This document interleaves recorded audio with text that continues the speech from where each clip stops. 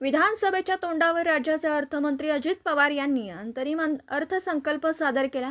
निवडणुकीच्या पार्श्वभूमीवर अनेक गोष्टींची घोषणा करण्यात आली। तसेच अजित पवारांनी मुख्यमंत्री माझी लाडकी बहीण योजना जाहीर केली। अजित पवारांनी 2024-25 साठी महाराष्ट्राचा अंतरिम अर्थसंकल्प सादर केला। मुख्यमंत्री माझी लाडकी बहीण ही योजना सुरू करतात। या अंतर्गत महाराष्ट्रातील महिलांना 1,500 रुपये दिले जाणार असल्याचं सांगितलं जातं। यासाठी महाराष्ट्र सरकारला 46,000 कोटी रुपये खर्च येणार असं देखील अजित पवारांनी स्पष्ट केलं। अजित पवारांनी आज म्हणजे 28 जून रोजी महाराष्ट्राचा अर्थसंकल्प सादर केला। संपूर्ण राज्याचं लक्ष या अर्थसंकल्पावर टिकून आहे। सर्वसामान्यांसाठी हा अर्थसंकल्प काय घेऊन येणार आणि त्याचा आपल्याला काय फायदा होणार हे जाणून घेण्यासाठी लोक उत्सुक आहेत।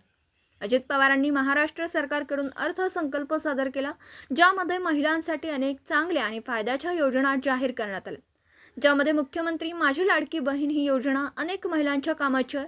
या योजनेअंतर्गत महिलांना 1,500 रुपये महिना म्हणजे 1,500 रुपये महिना मिळणार आहे, ज्यामुळे अनेकांना आनंद आहे। पण ही योजना नक्की कोणासाठी आहे आणि त्यासाठी अट काय असणार आहे हे माहीत असणं गरजेचं आहे, ज्यामुळे महिलांना याचा लाभ घेणं सोपं होईल।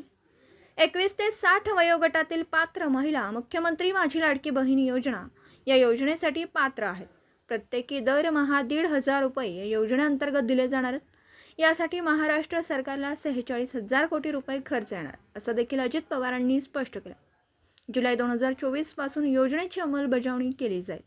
महिला, शेतकरी, युवा, मागासवर्ग आणि सर्व समाजातील गरिबांना भरीव आर्थिक मदत आणि प्रगतीच्या संधी उपलब्ध करून देणे हा अतिरिक्त अर्थसंकल्पाचा मुख्य हेतू आहे। शाहू फुले आंबेडकरांच्या विचाराच्या पुरोगामित्वाचा वारसा जपत महाराष्ट्राने महिलांना केंद्रस्थानी ठेवून विकासाची वाटचाल केली आहे। शिक्षण, नोकरी आणि राजकीय क्षेत्रात महिलांना आरक्षण देणारे महाराष्ट्र हे देशातील पहिले राज्य आहे। राज्याने 1994 मध्ये पहिले महिला धोरण जाहीर केले, त्यात वेळोवेळी काल सुसंगत सुधारणा करण्यात आल्या। नुकतेच राज्याचे चौथे अष्टसूत्री महिला धोरण जाहीर करण्यात आले आहे। महिला व मुलींना सामाजिक, प्रशासकीय आणि राजकीय क्षेत्रात समान हक्क व दर्जा प्राप्त होण्याकरता पोषण आहार, स्वास्थ्य, शिक्षण, उद्योजकता तसेच कौशल्य विकास आणि रोजगारांसाठी विविध योजना प्रभावीपणे राबवण्यात येतील।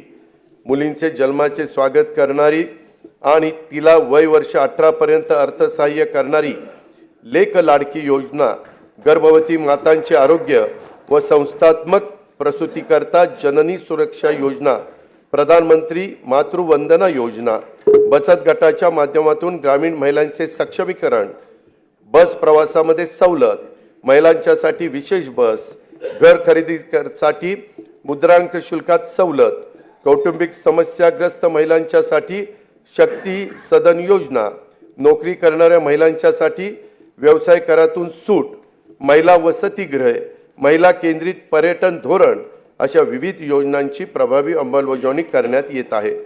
स्त्री ही कुटुंबाचा आधार असते, आता ती एकूणच समाजाचाच केंद्रबिंदू होते आहे। कुटुंबाचं व्यवस्थापन आणि अर्थार्जन अशा दोन्ही आघाड्यांवर ती लढते आहे। एक हाती कुटुंब सांभाळणाऱ्या, कर्तबगार मुलं घडवणाऱ्या महिलाही आपल्याला पाहायला मिळतात। वेगवेगळ्या परीक्षांच्या निकालाच्या वेळी तर मुलींची आघाडी हा तर आता नियमित होऊ पाहतो आहे। अशा आपल्या कर्तृत्वान माय भगिनींना संधीची कवाडे आणखी खुली करणे, त्यांना प्रोत्साहन देणे हे सरकार म्हणून आपले कर्तव्यच आहे। म्हणून आमच्या लेकी बहिणींच्यासाठी मुख्यमंत्री माझी लाडकी बहीण योजना ही महत्त्वाकांक्षी आणि व्यापक योजना आज मी घोषित करत आहे। महिलांचे आर्थिक स्वातंत्र्य व स्वावलंबन, आरोग्य व पोषणासहित सर्वांगीण विकासासाठी या योजनेअंतर्गत वय 21 ते 60 वर्ष वयोगटातील पात्र महिलांना शासनातर्फे दरमहा 1,500 रुपये प्रदान करण्यात येतील। मुख्यमंत्री माझी लाडकी बहीण योजनेसाठी दरवर्षी 46,000 कोटी रुपयाचा निधी उपलब्ध करून देण्यात येईल। योजनेची अंमलबजावणी जुलै 2024 पासून करण्यात येईल। आपल्या शासनाने सन 2023-24 पासून लेक लाडकी ही योजना सुरू केली आहे. मुलींच्या जन्मापासून ती 18 वर्षाची होईपर्यंत तिला टप्प्याटप्प्याने एकूण 1,01,000 रुपये प्रदान करण्यात येतात. पिवळ्या आणि केशरी शिधापत्रिका धारक कुटुंबात दिनांक 1 एप्रिल 2023 रोजी किंवा त्यानंतर जन्म झालेल्या कन्येला हे अर्थसहाय्य करण्यात येतं.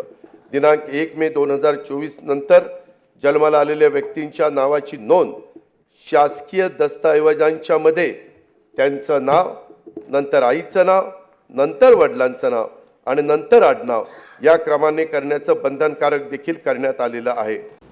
दिवसभरातील घडामोडींचा आढावा घेण्यासाठी पाहत रहा N24 मराठी न्यूज चॅनल.